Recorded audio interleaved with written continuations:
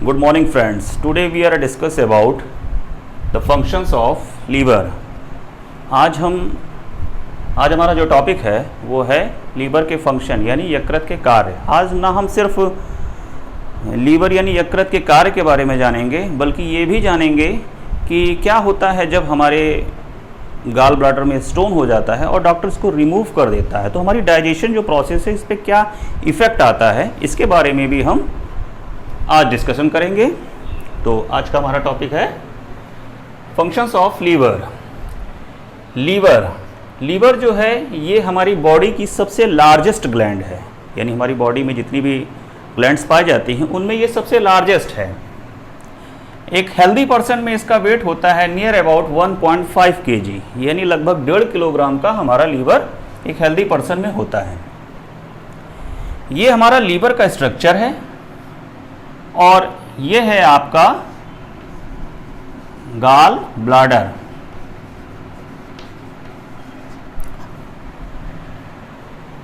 और ये है इसकी फंक्शनल यूनिट लीवर लोब्यूल। एक लीवर में जो लीवर लोब्यूल होते हैं इनकी संख्या लगभग 50,000 से 1 लाख तक होती है। यही हमारी फंक्शनल यूनिट है। हर एक लीवर लोब्यूल जो है ये फिल्ट्रेशन प्रोसेस में, डिटॉक्सिफिकेशन प्रोसेस में और जो भी इसके सेवरल फंक्शंस में है इनमें ये अपना महत्वपूर्ण योगदान देता है। यही इसकी फंक्शनल यूनिट है। अब बात करते हैं इसके इम्पॉर्टेंट फंक्शंस की। तो पहला जो फंक्शन है इसका सिंथेसिस ऑफ बाइल, यानी जो हमारा लीवर है ये बाइल यानी पित्त का निर्माण करता है। यहाँ पर थोड़ा सा कभी कभी कंफ्यूजिंग रहता है कि इसको आप जरा ध्यान से समझिए कॉम्पिटिटिव पॉइंट ऑफ व्यू से कि जो लीवर है ये लीवर बाइल की सिंथेसिस करता है यानी उसका निर्माण करता है और निर्माण करने के बाद ये इसको स्टोर कर देता है गाल ब्लैडर में। और गाल ब्लैडर इसका निर्माण नहीं करता यानी बाइल का निर्माण नहीं करता है, ये केवल इसका सिक्रीशन करता है। यानी अगर आपसे सिंथेसिस की बात की जाए, निर्माण की बात की जाए तो वहाँ पर आपका राइट ऑप्शन होगा लीवर। अगर आपसे सिक्रीशन के बारे में पूछा गया है तो सिक्रीशन में आपका जो आंसर होगा वो होगा गाल ब्लैडर। तो ये बाइल की सिंथेसिस करता है, यानी लीवर हमारी बाइल की सिंथेसिस करता है। उसके बाद ये डिटॉक्सिफिकेशन का वर्क करता है। डिटॉक्सिफिकेशन का मतलब होता है टॉक्सिक, मतलब हो गया कोई भी पॉइजनस सब्सटेंस। अगर हमारी बॉडी में ड्यूरिंग डाइजेशन कोई टॉक्सिक सब्सटेंस बना है, कोई हमने ऐसा सब्सटेंस कोई चीज़ खाई हमने कि वो डाइजेशन के बाद किसी टॉक्सिक सब्सटेंस में बदल गई, या हमारे जो डाइजेशन में जो बैक्टीरिया वर्क करते हैं उनके प्रोसेसिंग से कोई भी हमारे अंदर अगर टॉक्सिक सब्सटेंस बना है तो ये इसको डिटॉक्सिफाइड कर देता है, यानी इसको ये न्यूट्रलाइज कर देता है। जो टॉक्सिक सब्सटेंस हैं उनको ये न्यूट्रलाइज कर देता है, यानी उसकी जो टॉक्सिक इंटेंसिटी है उसको निल कर देता है। इसमें जो आपकी सेल काम करती है वो होती है कुफ्फर सेल्स। ये कुफ्फर सेल्स जो होती हैं ये डिटॉक्सिफिकेशन में आपका बहुत अहम योगदान देती हैं। अगर हमने कोई ऐसी ड्रग्स ली है, कोई मेडिसिन ली है, या कोई हमने बहुत ज़्यादा अल्कोहल ड्रिंक कर रहा है तो उसका जो इम्पैक्ट है वो हमारे ब्लड में आता है, यानी उसके टॉक्सिक सब्सटेंस ब्लड में आते हैं। तो जब ये मूवमेंट के बाद जब ये पहुंचता है लीवर में तो ये उसके टॉक्सिक जो सब्सटेंस हैं उनको ये डिटॉक्सिफाइड कर देता है, यानी कि न्यूट्रलाइज सब्सटेंस में कन्वर्ट कर देता है। नेक्स्ट है आपका हीमोपोएटिक। ये बहुत इंपॉर्टेंट इसका फंक्शन है हीमोपोएटिक। इसको हिंदी में बोलते हैं रुधिरोत्पादक, यानी रुधिर का उत्पादन। जो हमारी आरबीसीज होती हैं यानी रेड ब्लड कार्पसल्स, जिनको लाल रुधिर कणिकाएं बोलते हैं, इनकी जो लाइफ होती है 120 डेज होती है। यानी एक आरबीसी हमारे ब्लड में 120 डेज तक सर्वाइव करती है। आफ्टर 120 डेज ये पहुंच जाती है आपका लीवर में और इसका हीमोपोएटिक जो फंक्शन होता है इसमें आपका जो इसका हीमोग्लोबिन होता है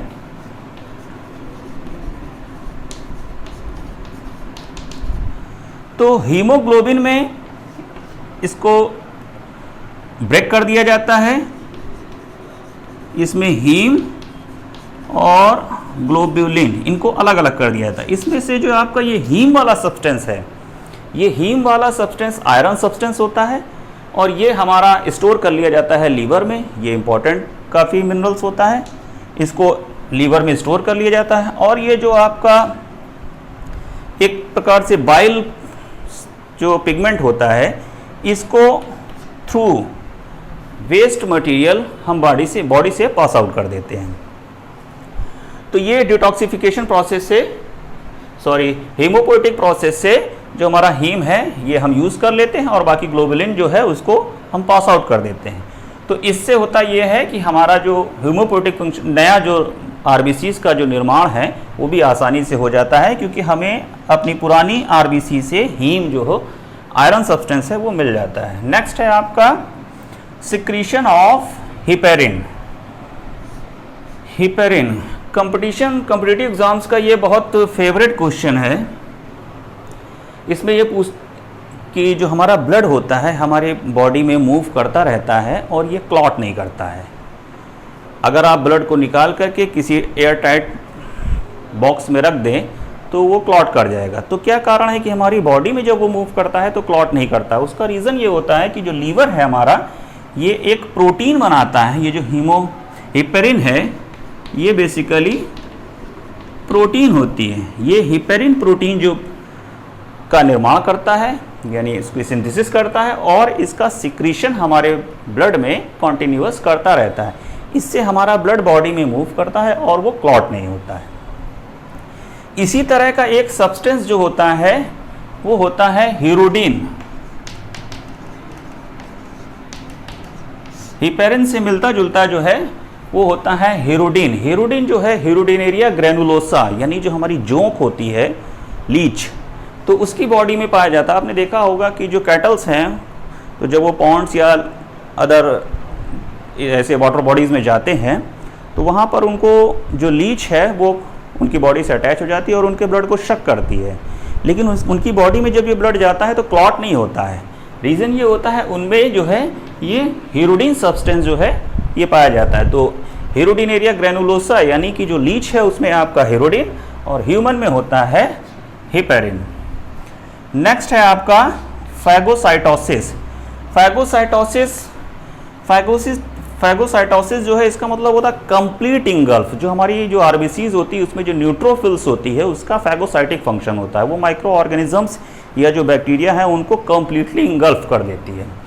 तो हमारी जो लीवर है, लीवर में ये जो कुफ्फर सेल्स होती हैं, तो कुफ्फर सेल्स जो है फैगोसाइटोसिस फंक्शन भी करती हैं। अगर कोई माइक्रो ऑर्गेनिजम्स, बैक्टीरिया या कोई और सिंपलर जो ऑर्गेनिजम्स है वो हमारी बॉडी में आया या डेवलप हुआ थ्रू डाइजेशन, लार्ज इंटेस्टाइन में या स्मॉल इंटेस्टाइन में कहीं पर भी डेवलप हुआ, तो वो आपका जो है, जो हमारा लीवर है वो उसको उसमें ये कैपेबिलिटी होती है कि अगर वो ब्लड के थ्रू अगर लीवर में आया तो ये उसको कंप्लीटली इंगल्फ कर लेगा।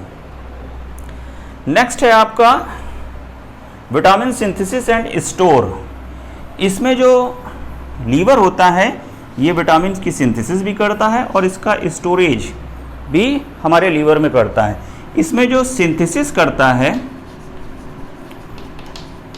वो आपका बेसिकली विटामिन ए की करता है। कंपटीशन का बहुत बेहतरीन क्वेश्चन है ये कि आपका ऐसा कौन सा विटामिन है जो हमारी बॉडी में सेल्फ डेवलप होता है, तो उसका राइट आंसर होगा विटामिन ए। इसके अलावा रही बात स्टोर की, तो स्टोर जो होता है इसके लिए अडैक वर्ड याद रखें, ADEK। इसके अलावा B12, तो अडैक यानी vitamin A, vitamin D, vitamin E, vitamin के, ये विटामिन स्टोर करता है, साथ ही साथ B12 को भी स्टोर करता है ये। तो सिंथेसिस की बात आएगी तो विटामिन ए, और अगर स्टोरेज की बात आएगी तो अडैक और विटामिन B12। नेक्स्ट है आपका अब ये हमारे जो फंक्शन थे लीवर के, लीवर सिंथेसिस करता है बाइल की, स्टोर करता है आपका गॉल ब्लैडर में। तो जब बाइल सिक्रीट होता है, तो बाइल जो है ये bile is necessary to fat digestion. जो हमारी बॉडी में फैट्स होता है, तो फैट्स के डाइजेशन के लिए बाइल जो है वो बहुत ज़रूरी है। विदाउट बाइल हमारा फैट्स का डाइजेशन नहीं हो पाएगा, क्योंकि डाइजेशन का मतलब है कि वो सिंपलर मॉलिक्यूल्स में कन्वर्ट हो जाए और वो वाटर में डिज़ोल्व हो, जिससे वो हमारी बॉडी उसको ईजिली एब्जॉर्ब कर पाए। तो जो बाइल है, अब आप लोग जानते ही होंगे कि जो फैट्स है वो वाटर में डिज़ोल्व नहीं होता है, तो जो बाइल है ये फैट्स का इमल्सिफिकेशन कर देता है।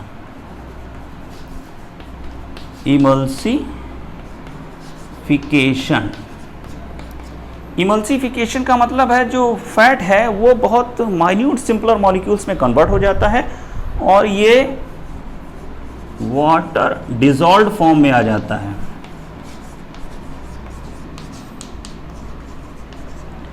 जब वाटर डिज़ोल्व्ड फॉर्म में आ जाता है तो वो इजीली डाइजेस्ट हो जाता है और हमारी बॉडी इसको एब्जॉर्ब भी कर लेती है। तो ये थे हमारे कुछ इंपॉर्टेंट फंक्शंस लीवर के। अब बात करते हैं स्टोन्स की।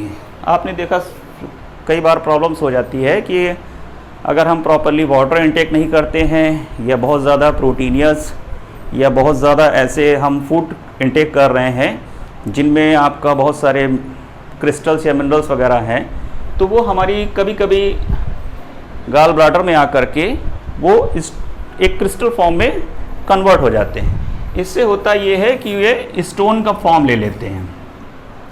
अब अगर ये स्टोन का साइज़ काफ़ी रिड्यूस होता है या कम होता है, समय पर हम मेडिसिन कर लेते हैं, तो ये बॉडी से पास आउट हो जाता है। कभी कभी ये इतना ज़्यादा बड़ा हो जाता है कि इसको थ्रू मेडिसिन पास आउट करना काफ़ी टफ हो जाता है। तो डॉक्टर क्या करता है, इसको फिर रिमूव कर देता है, क्योंकि अगर वो गाल ब्लैडर को ओपन, गाल ब्लैडर जो होता है ये पूरा पाउच की तरह होता है, बैलून जैसा पाउच होता है। अब अगर वो इसको ऑपरेट करेगा तो इसमें केवल लिक्विड भरा रहता है, लिक्विड इसमें फिल्ड रहता है। तो अगर वो इसको ऑपरेट करेगा, जैसे ही ऑपरेट करेगा ये बस्ट हो जाएगा, यानी वो इसको ऑपरेट जैसे ही करेगा बस्ट हो जाएगा, यानी ये ख़त्म। तो डॉक्टर क्या करता है, इसको हटा देता है, यानी इसको बॉडी से हटा देता है। इससे हमारा जो स्टोन है वो भी हट जाता है। अब ये हमारी डाइजेशन पर इफ़ेक्ट ये पड़ता है कि जो हमारा गाल ब्लैडर था वो सिक्रीट करता है बाइल, और बाइल जो है हमारे फैट के डाइजेशन में इंपॉर्टेंट है। तो अगर बाइल सिक्रीट नहीं होगा, क्योंकि गाल ब्लैडर है नहीं, तो हमारा जो फैट का डाइजेशन है वो नहीं हो पाएगा। इसीलिए अगर डॉक्टर रिमूव करता है इसको, तो वो बताता है पेशेंट से कि अब आप ज़्यादा फैटी जो फूड है वो इंटेक ना करें। क्यों? क्योंकि फैट्स का डाइजेशन कंप्लीट हो नहीं पाएगा। अब फैट्स का डाइजेशन नहीं कंप्लीट होगा तो वो हमारे पैसेज को ब्लॉकेज करेगा, प्रॉब्लम क्रिएट करेगा। तो ये आपका इफ़ेक्ट पड़ता है आफ्टर रिमूविंग गाल ब्लैडर हमारे डाइजेस्टिव सिस्टम में। तो ये था हमारा आज का पूरा डिस्क्रिप्शन लीवर का। ऐसे ही नॉलेजेबल वीडियो पाने के लिए आप हमारे चैनल को सब्सक्राइब करें। Thank you for watching this video.